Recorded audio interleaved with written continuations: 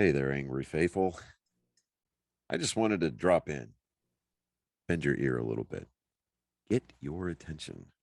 So if you're not listening, drop what you're doing and pay attention to me because I'm here to inform you that not only can you get your daily, maybe if you're binging it, I'm not sure, that's entirely up to you, but you can multiply your doses of angry me fuckery by paying attention to all of the platforms upon which you can find either the dulcet tones of my voice and David's voice or my pretty face and David's not so pretty face.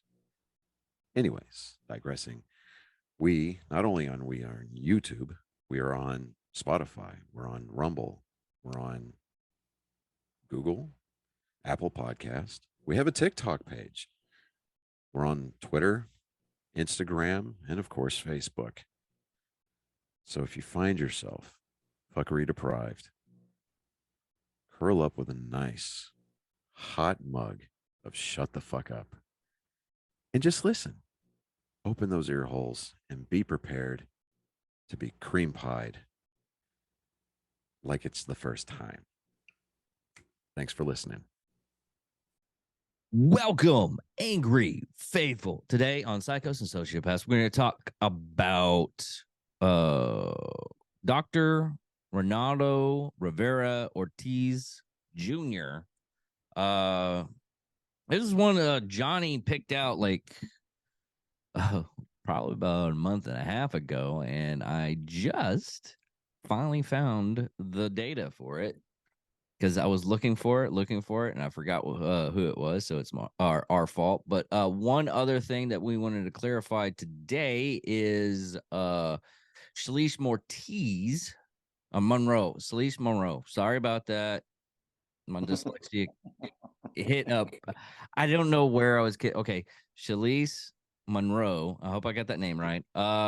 She actually messaged one of the things on Sociopaths, Billy Chimmermer, and yes, I'm gonna keep on doing that. I know you hate it, Johnny, but it's gonna keep on happening.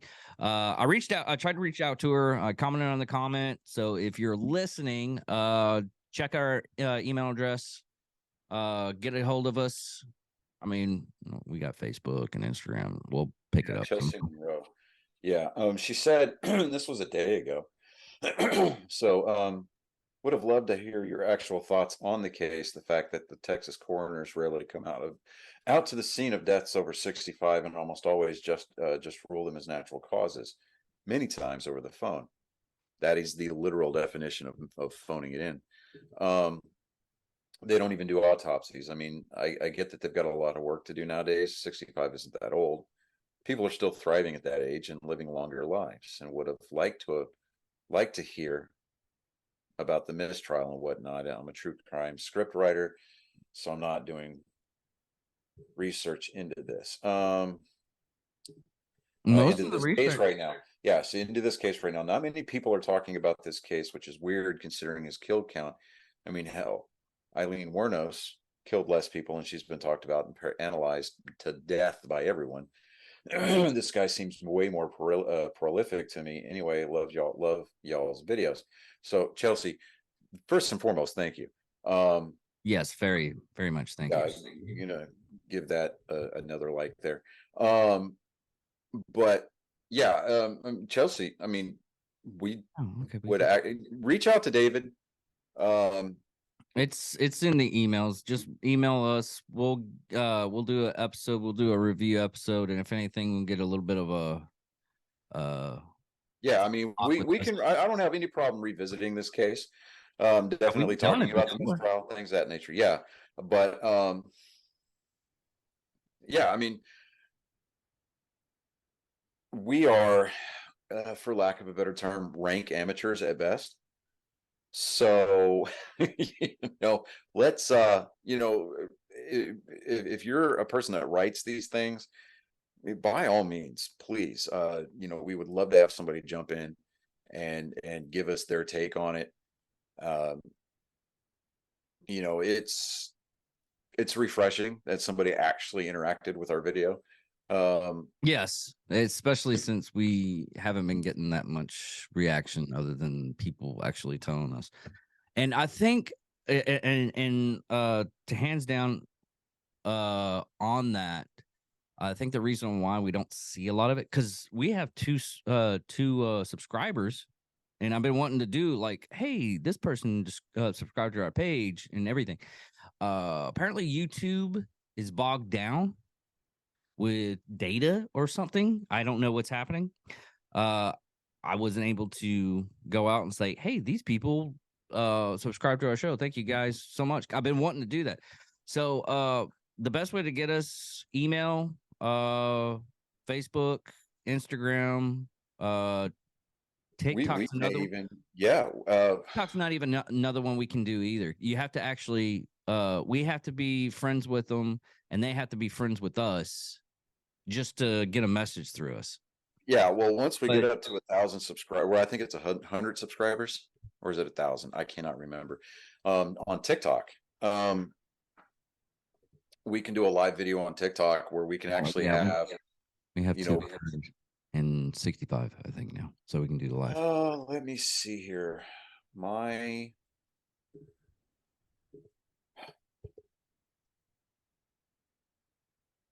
But let me while you're looking at that, just I mean, I'm always on Twitter now again. Uh, it's it's literally a crap show most of the time, and just we have a lot of ways for people to actually get a hold of us. So just get a hold of us. Uh, leave a message. We'll get back to you as fast as possible. Uh, work. I'm not really supposed to have my phone on me. Never happens right. ever. But yeah, just if you feel like, hey, I want to say something, and I said this in the last episode. If you want to come on the show or whatnot, whatever, I have no problems with it. Johnny doesn't have any problems with it. Now, Uh, currently on my TikTok profile, Socks Daddy 77, I have 2,505 followers. Jesus, really? How do you? Yeah. Um, We have like three on. Oh, TikTok. Yeah, okay. yeah, on TikTok. Now, comparatively speaking, there's my wife, Mindy Renee, 1979, 10,500 followers on TikTok. She needs to promote us. Right? She does. She needs to promote us. I'm not feeling the love from your I wife. mean, I may have to start withholding things. No, that's just punishing myself too. Pretty Um, huh? pretty much. Pretty much, yeah. Yeah, I mean, there's that one TikTok that's got the sound. It's like, what? No, no, no more dick for you. What? And then the girl breaks down. No, that doesn't happen in real life. So, so, uh, yeah. Like the video that I've got that's got the most views on it had the sound taken down. He does. Yeah, it's There fuckery. was, did you just come inside of me? You bet your sweet bippy I did. And then I slammed the gas door shut. But that video is back up on other people's videos. Yeah. I'm surprised Tansy's is not. Tansy's one is like 53.8. Really? Yeah, 53.8 Yeah, that's right. thousand. That's right. And the That's, comments are trash. oh, Just the comments are just, there's a line that people don't understand, that what it is to be a police officer, even if you have experience and everything, mhm. uh, you still freak out. It's like they think every police officer is a robot, and they already know all the stuff. I mean, I've had combat people, uh, even one combat vet I know definitely said this. He's like, man, I had the young bucks trying to go out, and they were just looking at me. and I was looking at them. We're all firing. And then after it's said and done, we got a debrief. It's like, man, thank God we were paying attention to you. You were doing what you're supposed to do. It's like, dude, I had no idea what I was fucking doing. I'm not gonna lie to you. Right? Like, And I'm that just was faking it telling me. See, okay. So one of the things that they don't tell you in basic, but when you kind of figure out either on your own or you have a very wise senior enlisted, senior lower enlisted, or very wise NCO comes along, tells you, is that especially as it relates to like the infantry or combat arms, whether you're MP, artillery, combat engineer. No, I did not say Cav Scouts because they're not basically infantry. They're just, yeah. even Anyways, one of them, like a couple of them, got in the Medal of Honor in the same instance. But yeah, go ahead. you ask any infantryman that's worth their salt if whether or not Cav is worth anything at all, and they're going to be like, they're not basically anything. And a Cav Scout will tell you we're basically infantry. No, you're fucking not. But I digress.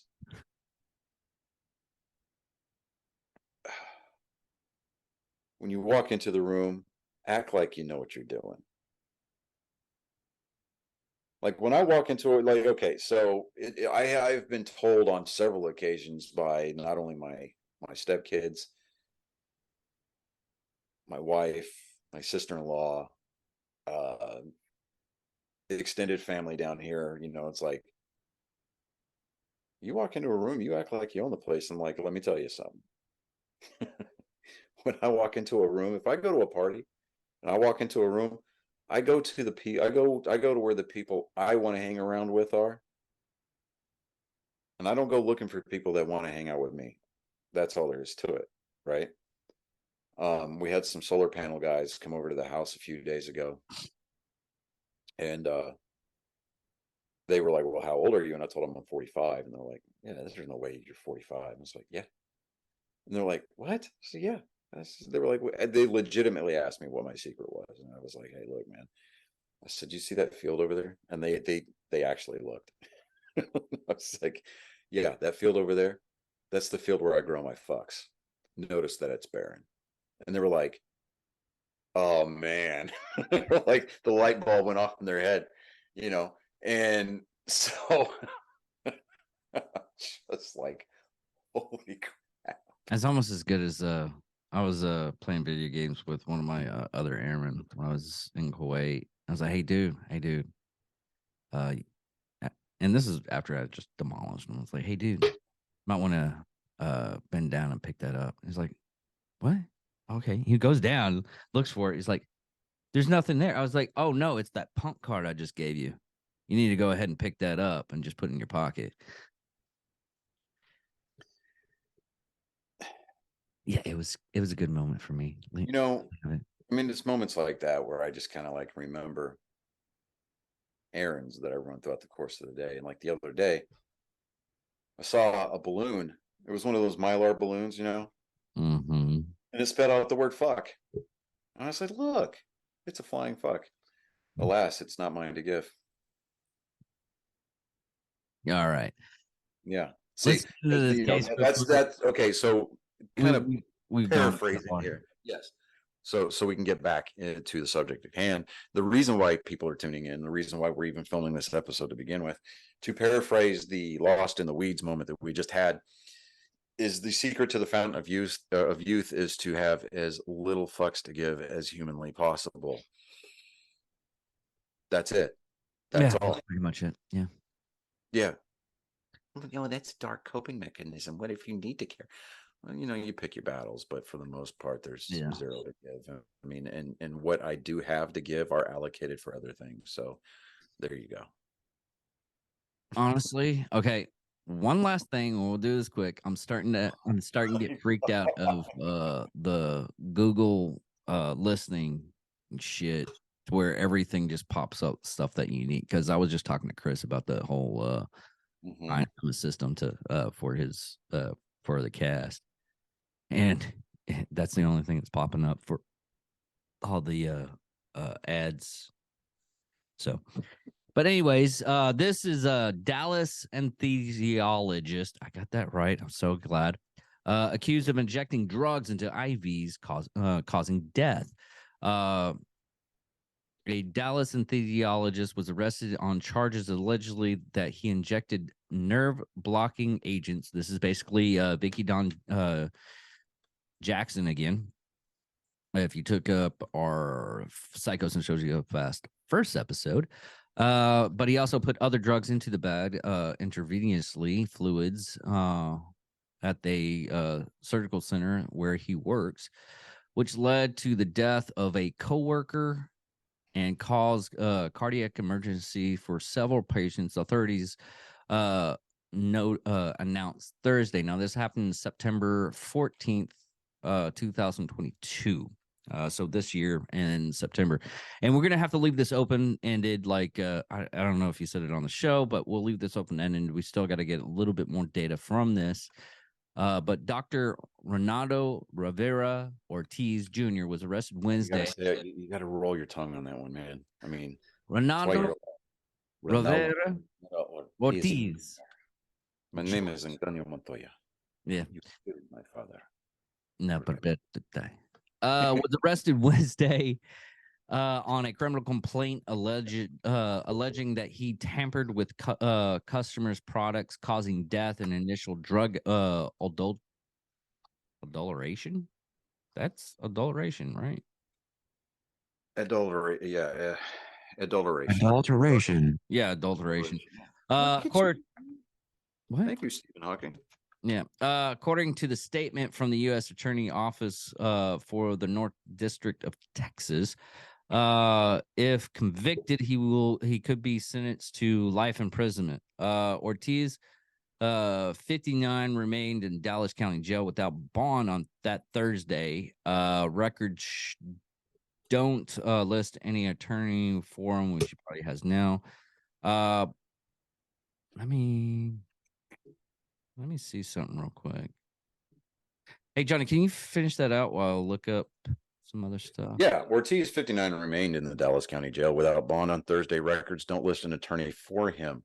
Now, according to the criminal complaint, a 55-year-old female co-worker of Ortiz experienced a medical emergency and died June 21st, immediately after treating herself for dehydration with an IV bag of what she thought was a saline taken from the surgical center. Now, an autopsy found that she died from a lethal dose of bipcovane, a nerve-blocking drug that is rarely abused but is often used when anesthetic is given. Now, on August 24th, an 18-year-old male patient experienced a cardiac emergency during routine sinus surgery, was intubated and transferred to an intensive care unit. Now, chemical analysis from the fluid from a saline bag used during his surgery revealed the presence of bipcovane, the stimulant epinephrine, and the topical anesthetic lidocaine, drugs that would have caused the patient's sudden symptoms, according to prosecutors. The surgical staff center concluded that the incident suggested a pattern of intentional adoration of IV bags used at the center. They identified 10 additional unexpected cardiac emergencies that occurred during otherwise unremarkable surgeries between May and August, which was an exceptionally high rate of complications over such a short period of time, according to the complaint. Now, incidents began 2 days after Ortiz was notified of a disciplinary inquiry of an incident during which he allegedly deviated from the standard of care during an anesthesia procedure when a patient experienced a medical emergency. Ortiz, who had a history of disciplinary actions against him, expressed concern to other physicians over the disciplinary action and complained that the center was trying to, quote, crucify him. The complaint alleges that all of the incidences occurred around the same time Ortiz performed services at the facility, but none happened while he was on vacation. In one instance, captured in the surveillance video, agents observed him walking quickly from an operating room to an IV bag warmer, placing a bag inside, visually scanning the empty hallway, and walking quickly away.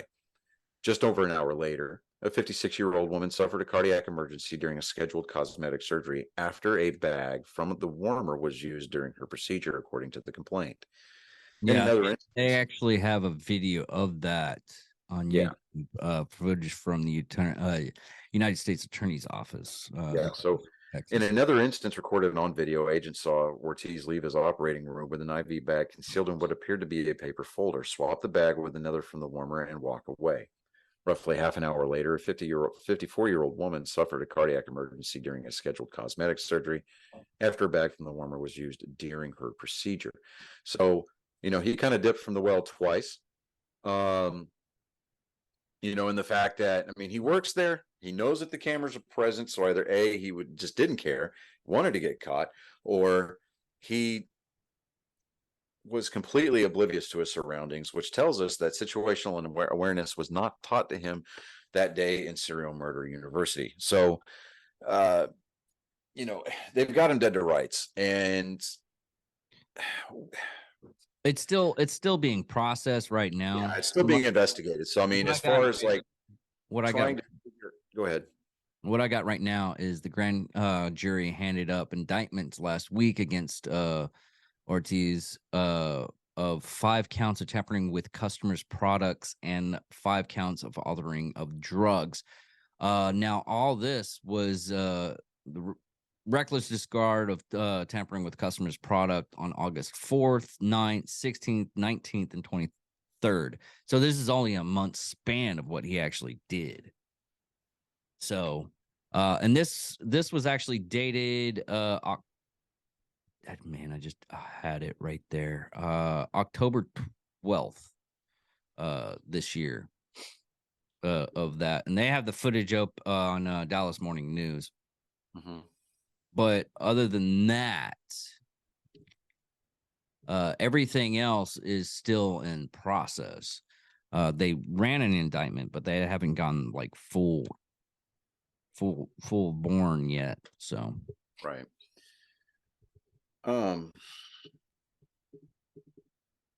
But yeah, I actually kind of want to revisit this once his trial gets out there, because at that point more details are going to be brought to the public eye, and we're going to be able to see like victims' names.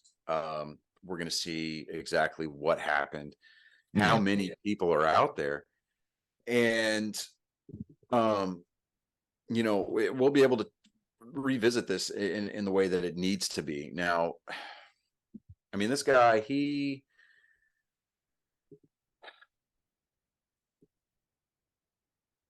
it's sounding like Dickie Von Johnson, like round 2. This, I don't know why this is happening in Texas, but I'm actually afraid to go to the fucking doctor because of this shit. We get these kinds of cases all the time in Texas.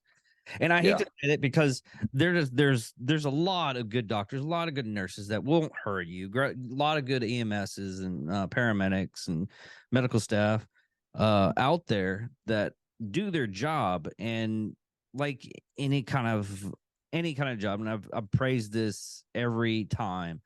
There's a lot of assholes out there that get jobs they shouldn't fucking have jobs too.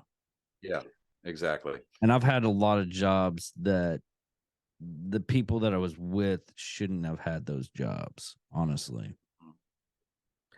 But yeah, I'd love to come back on this case. It's this isn't this our like 4th one that it was done through the IV, and it was a medical staff that was doing this? Yeah. Talked to my sister about it today. This is like our 4th one that yeah. And I think 3 of them in Dallas, 1 of them in Nocona that we've gone through so far. Mm-hmm.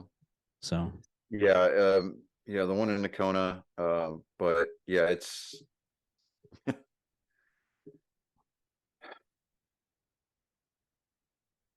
they say don't piss off your dentist. They say don't piss off your doctor. But not to give anesthesiologists a bad rap, because there's a ton of them out there that are great at their job. Absolutely outstanding at their job. And we don't even go against cops. Even though Johnny's have little bad things with cops, and we've had lots of cops on the show, and we've gotten along with them. It's just we sometimes get those assholes in our vicinity, and they want to be assholes. Mm-hmm. Chris even sent me one where this cop ended up like chasing after a guy that he was filing a complaint about, and he had rightfully so a bad complaint.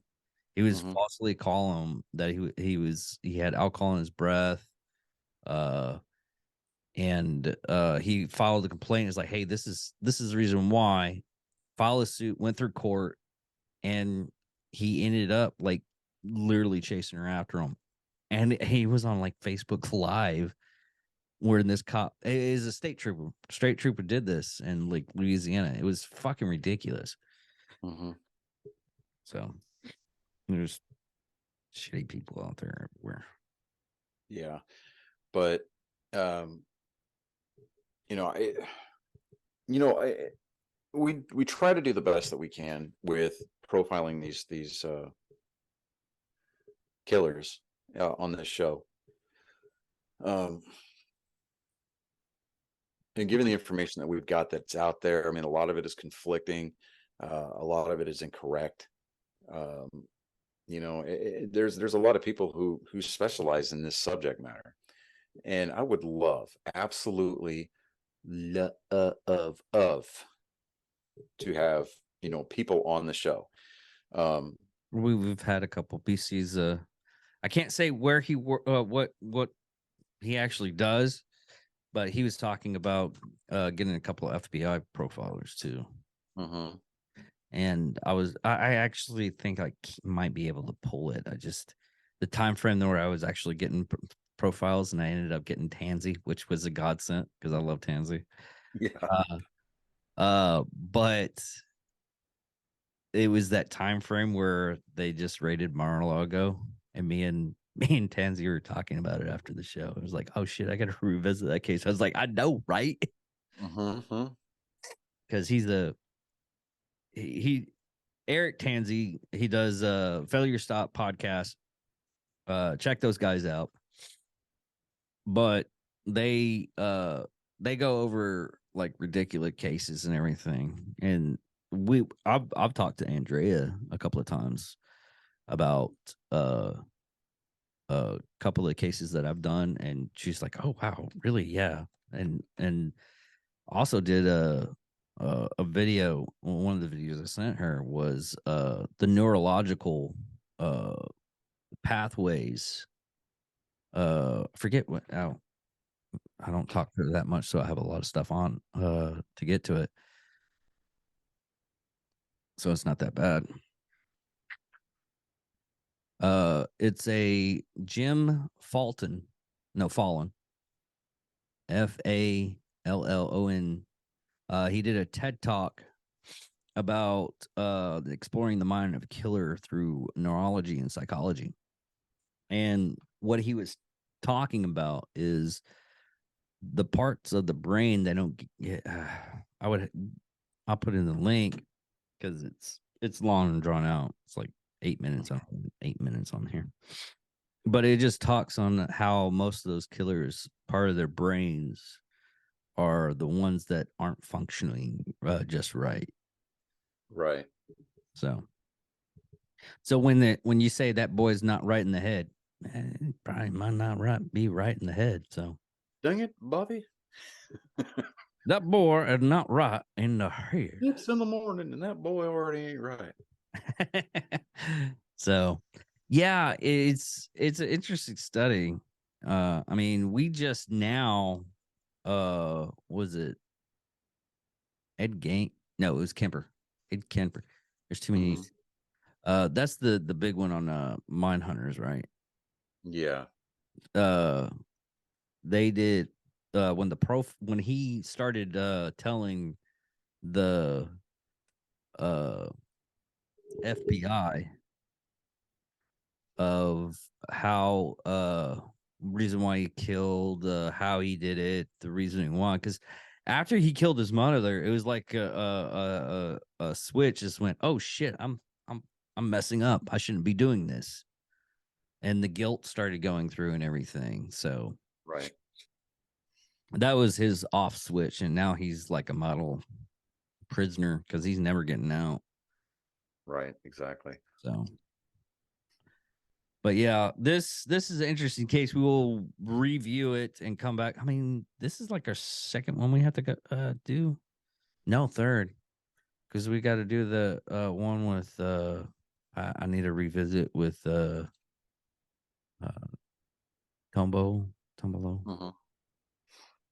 Mhm.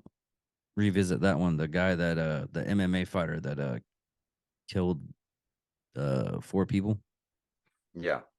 So, but anyways, everybody, I'm David Dickerman, I'm Johnny Skelton. and thank you for watching Psychos and Sociopaths.